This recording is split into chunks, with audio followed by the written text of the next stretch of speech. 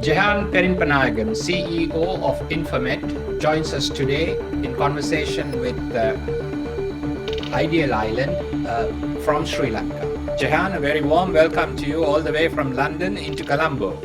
Thank you very much indeed, Charles. Thank you for having me.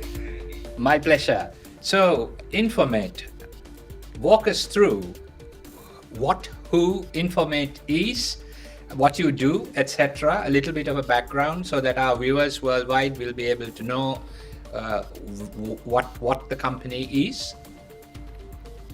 Sure, in Infomate, we help businesses, particularly in the West, with access to world-class talent. We also help them with the journey to world-class processors and a world-class back office. So the history of Infomate is we are a subsidiary of Sri Lanka's largest conglomerate, the John Keells Group, incidentally a company of British origin with a history of 150 years, highly diversified, over $1 billion on the Colombo Stock Exchange, highly respected company, many times voted Sri Lanka's most respected entity, very strong on values, on sustainability. So they set up Infomate as its shared services center to harmonize its back office and also bring about efficiencies for its 60 plus subsidiaries way back in 2005. So we were the first shared services in Sri Lanka. So since then, we've grown. The genesis was as an internal service provider for the larger John Keells Group, right? Exactly. And then it expanded outwards? Absolutely. So today we are among the top 6 BPM exporters. So business process management is our industry, previously known as BPO industry. And today, 75% of our revenue is third party. So we serve some of the biggest brand names in the world, very well-known companies like Unilever, GSK. We've been working in the UK for over 10 plus years. The other market that we are very strong in is Australia. We've also got some big clients in Sweden, Saudi Arabia, and the US. So we've grown from 60 to nearly 600 people.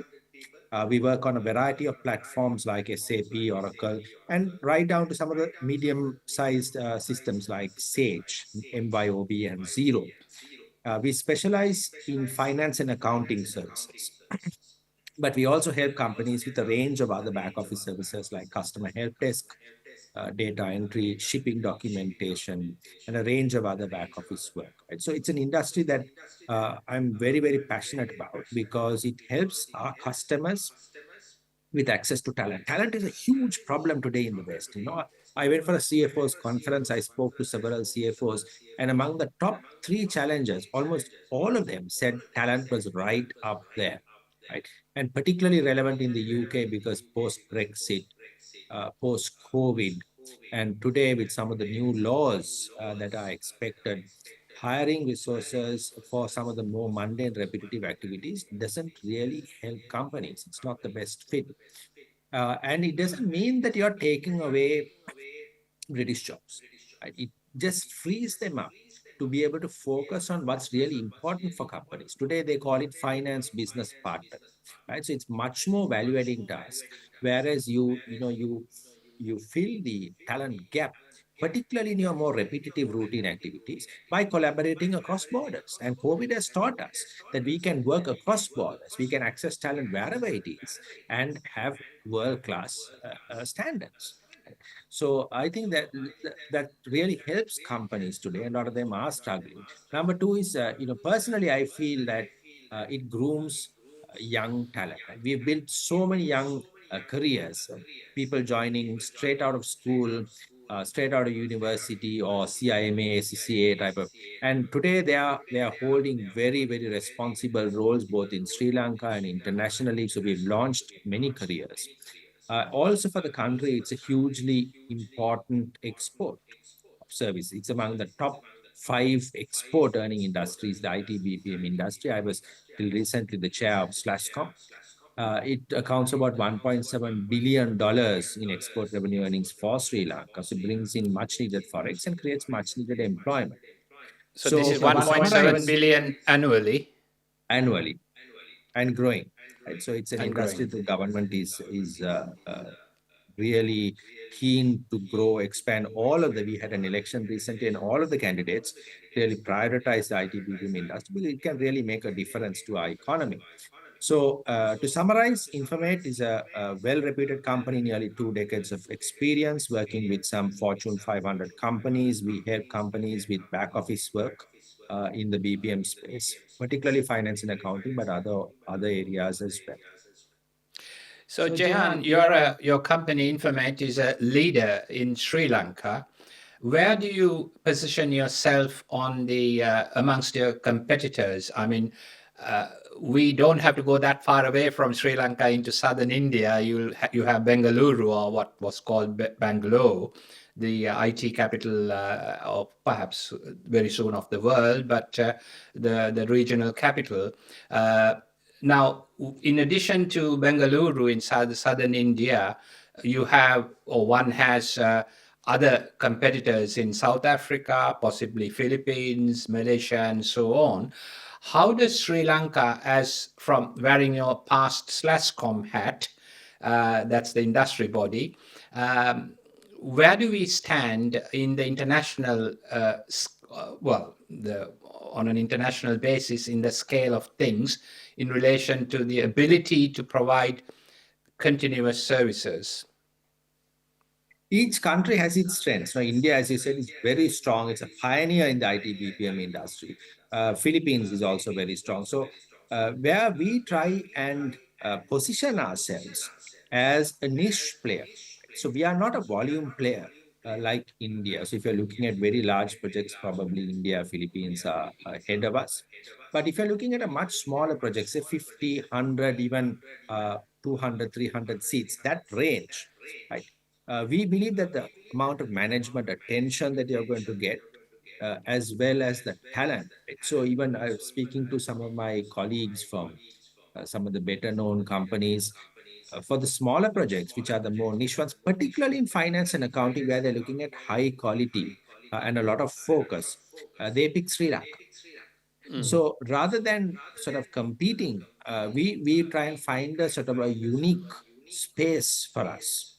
And in fact, a lot of the Indian companies and Philippine-based companies are using Sri Lanka as a second sector to access talent pools that are becoming very expensive and also in short supply. So finance and accounting is right up there. In fact, A.T. Kearney and several others have called Sri Lanka a hidden gem for outsourcing, uniquely positioned to offer highly skilled talent at affordable rates. In terms of affordability, Sri Lanka ranks well. Tolans has called Sri Lanka a center of excellence for finance and accounting. So I would say that we are a niche player, unique in certain disciplines. And for smaller projects in outsourcing and in IT, Sri Lanka has a lot to offer. Right? So I've spoken to some of the companies, for instance, Cisco, which is a Fortune company number 56, the world's biggest food company. Now they have about 1,000 heads here working for the US. And I've spoken to their senior leadership, and they said this is some of the best talent that they've ever encountered anywhere in the world. If you look at London Stock Exchange, they have the technology that powers London, Boston, New York, built and supported right here in Sri Lanka. So these are big players. HSBC has 3,000 people here. So the reason they've picked and they've stayed with Sri Lanka, IFS. Now today IFS is originally a company of Swedish origin, but today it's more British owned. Right? They've been here 25 years and they're the biggest global workforce in Sri Lanka, 40% of their global workforce, and they're growing. They want to add another 1,000 heads. So So this Sri is Lanka is the natural destination for international companies for specialized uh, output, so to absolutely, speak. absolutely. And So, also, if I could yeah, go just ahead. touch a little bit on the accounting side. So we have one of the highest pools of UK qualified accountants in the world outside the UK. So CIMA and ACCA. So I wear many hats. I was until May the chairman of ACCA member network as well. And so they have a strong pool of talent. CIMA is also very strong here. So these are sort of unique skills that really set apart Sri Lanka. That's heartening to hear, because Sri Lanka, with its size, the small geographical as well as the manpower, human resource pool that we have, in comparison to continental giants like India, we are able to provide a niche service, a value-added service, even on in the BPM sector. You mentioned some of the South Indian companies from Bangalore and possibly the Philippines as well. They also look to further outsource or resource from Sri Lanka. Now, as a result of that, do you see a brain drain outflow situation from Sri Lanka, or are you, as an overall body, looking to consolidate that human capital, the specialist human capital in Sri Lanka? What are your thoughts? If I could just elaborate a little bit on what I mentioned about India. In fact, we are very welcoming of it. We work very closely with our Indian counterparts in NASSCOM, with the Indian High Commission. So we, in fact, call it India plus one strategy. Right? So where they have their main center in India and have their second center in Sri Lanka. So they would have perhaps, 25,000 people in India and have 1,000 people in Sri Lanka. HCL is a classic example. Now they've gone to nearly 2,000 people in about 3 years. Very happy H, with H, what they're doing in yeah, Sri Lanka. That HCL is is the Indian company Hindustan correct. Computers Limited, HCL, Correct. right? Correct. So they So have set up operations here. absolutely, and their country head was in the SLASSCOM board along with me, and sometimes these people are more passionate about Sri Lanka than we are, because they really sort of embrace the culture, very happy with the talent, the attrition rates are good, the sort of skills and the creativity and the thinking, right? So I was talking to one of our prospective clients in Australia, and they were working out of another destination, and they felt that they were not getting what they wanted because they were just doing what they were told. But they said, we are looking for ideas, for process improvements, for recommendations, for suggestions, and they were not getting that. So that aspect is very, very strong in Sri Lanka. You'll have a lot of creativity, you'll have recommendations, right? So the brain drain aspect is not really related to this, because we are looking at Indian companies coming and setting up in Sri Lanka and access, and in fact growing the whole talent pool and growing the market. So we are very welcoming of that. Brain drain, there was uptick in migrations from 2022 onwards because of some of the challenges that the country faced. And that's a reality that we face. We are beginning to see that slow down. However, we are facing that as an industry by developing new talent groups. And there is some great talent all across Sri Lanka. So we are looking to expand and grow that. And there are new training programs. SLASSCOM has a SLASSCOM Academy, which is rolling out programs. We've lost certain segments, particularly in middle management. So we are doing a range of interventions to address that.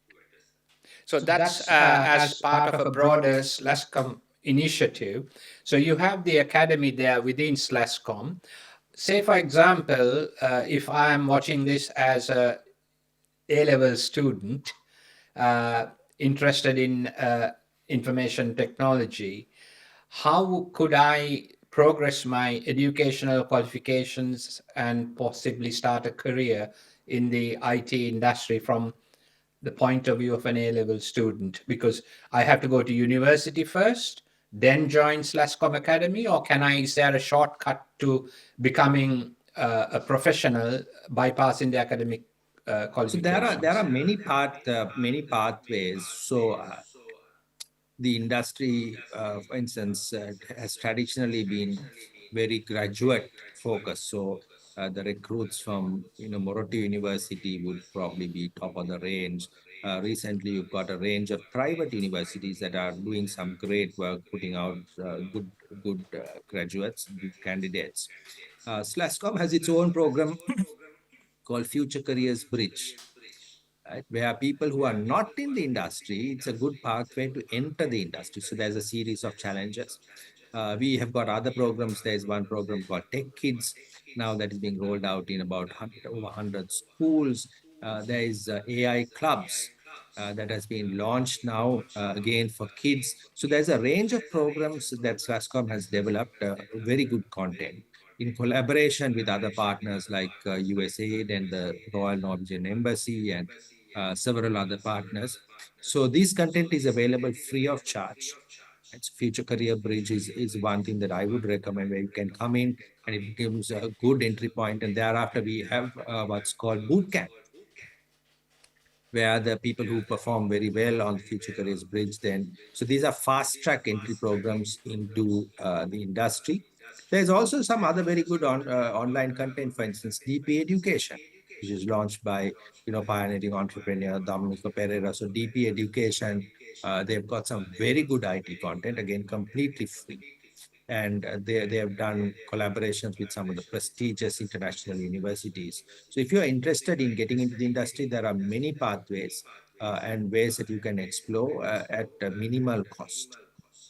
Now that's heartening to hear for future generations going forward, especially in IT technology, which is fast developing, rapidly developing. And you mentioned, I was going to ask, AI, artificial intelligence.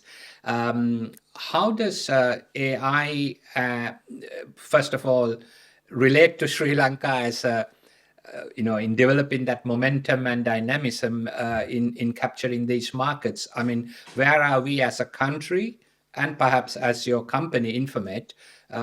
Give us a little brief, synopsis about AI and where we are in Sri Lanka. So we are still learning and still coming to terms with the seismic change that is AI. I was talking to someone from Deloitte recently from their Edge office in Singapore. He's of Sri Lankan origin, and he said the world has still not really fully realized the seismic change, the extent of the changes that will happen. It will take a little time, but perhaps in 5 years, we will have significant change to how things are done. So if you look at finance and accounting, which is my special area of specialization, we are still not exactly sure how some of the existing processes will evolve with AI, but there are many different areas. For instance, we're hearing of AI mentors for training new people. There are alerts, and there is AI-based audit tools, which does instantaneous audits on the entire sample of data. We are using one such tool presently. There are also many other areas of where it can be deployed. So these are areas that I would recommend that all companies start to investigate, start to spend time studying, and then keeping in close touch. So what we are doing as a company, we are training all of our staff in the basics of AI, so that they have the tools, they have the awareness about how it could be used, where they could deploy, where the use cases are. Now, from a country perspective, we want to put the knowledge into the hands of people, starting with kids, right? So I've seen some of the programs that some of these kids have developed, and it's mind-boggling.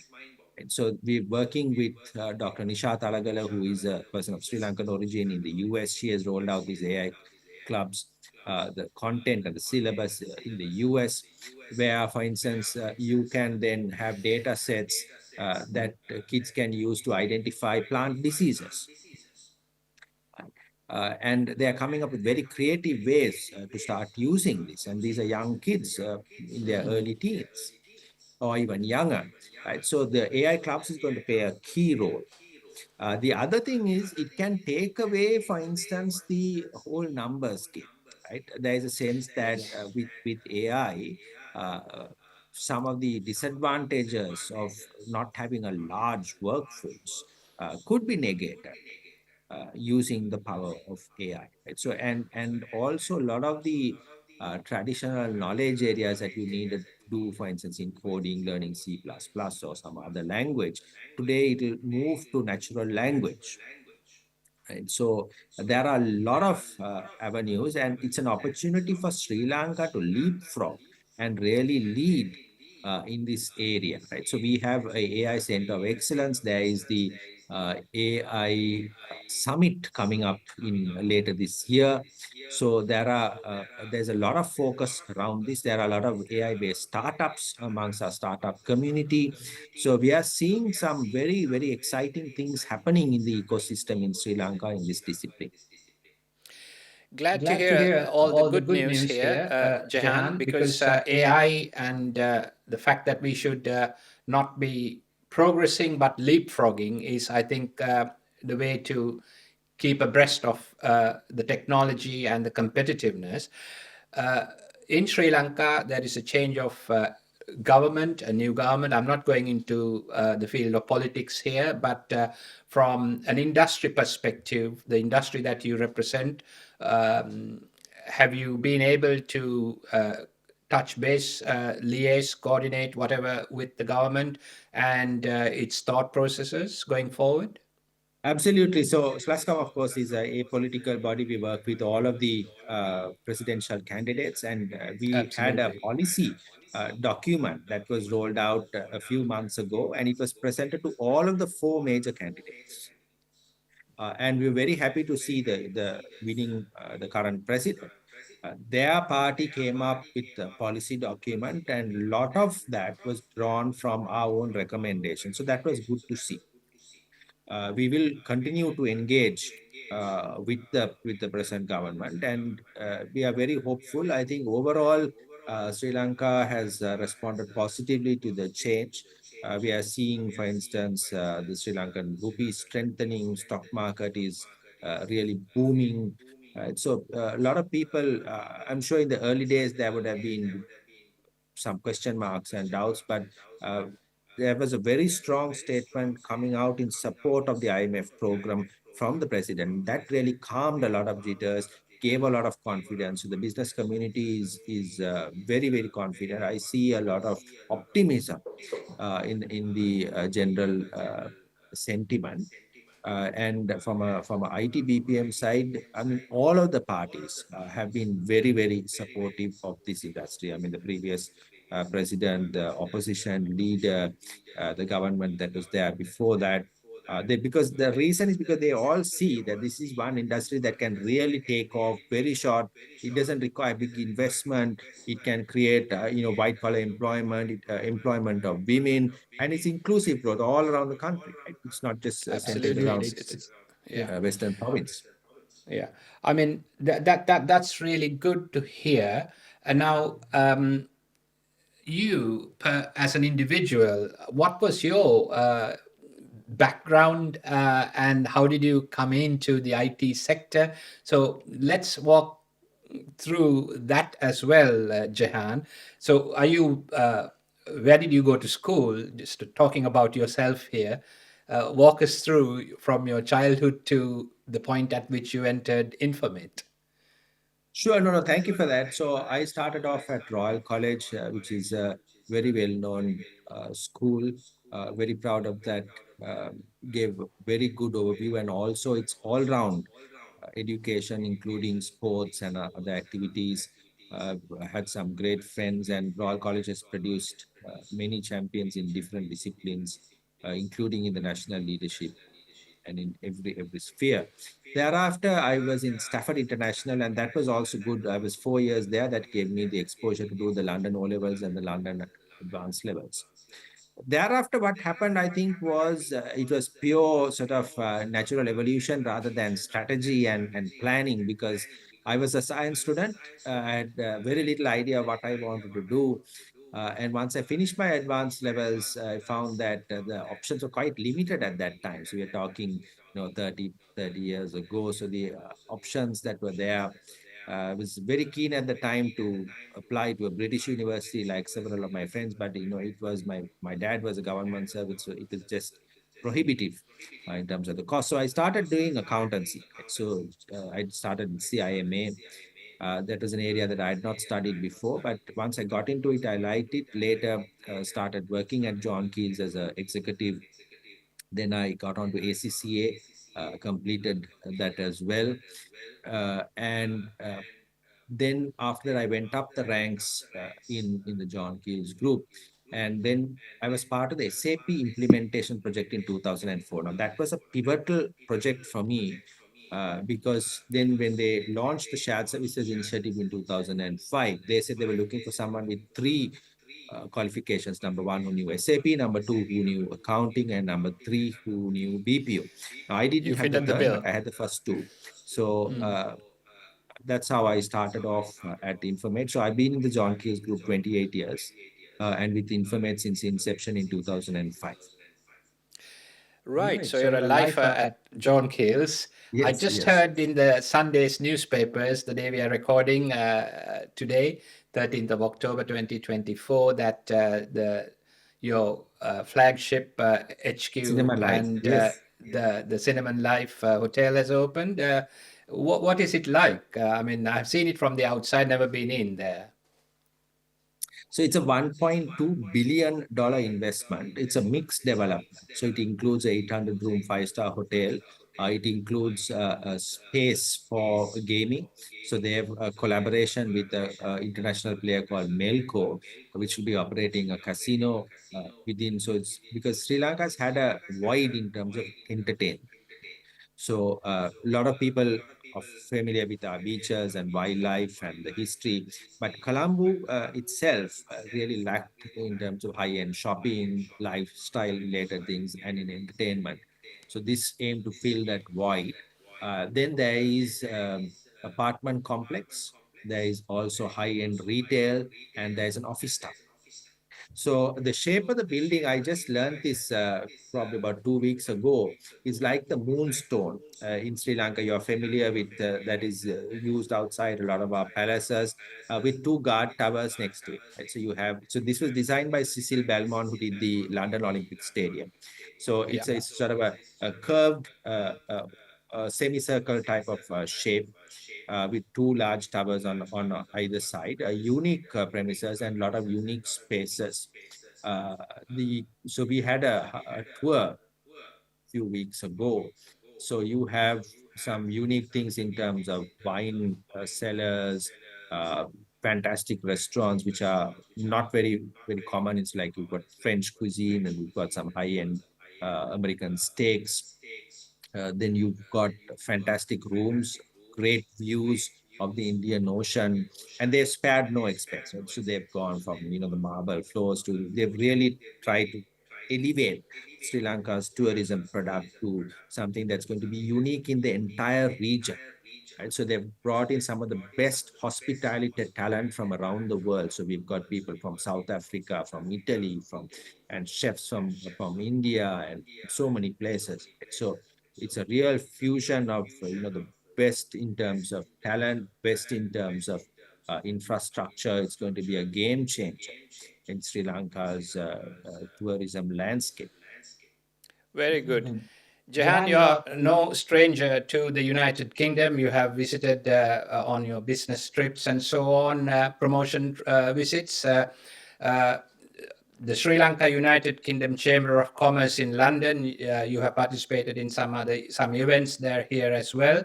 So I think that opportunity is also available for Sri Lankan businesses in Sri Lanka when they're expanding to reach out to the Sri Lanka United Kingdom Chamber of Commerce based in London as well. So it's been an interesting conversation, Jehan, going through the whole spectrum, starting from Infomate, John Keells in summary, as well as about yourself. And more importantly, for the island of Sri Lanka, what your company is doing as well as the whole industry is doing as a whole, it has to be really appreciated and looked at progress in the dynamics further forward. So thank you again for taking the time from Sri Lanka. Thank you. Thank you Wishing so you all much the for a very very best. interesting discussion. And I'd like to thank the Sri Lanka or the UK Sri Lanka Chamber of Commerce as they've been very encouraging and very supportive of all our ventures. Thank you. Goodbye. Thank you. Goodbye.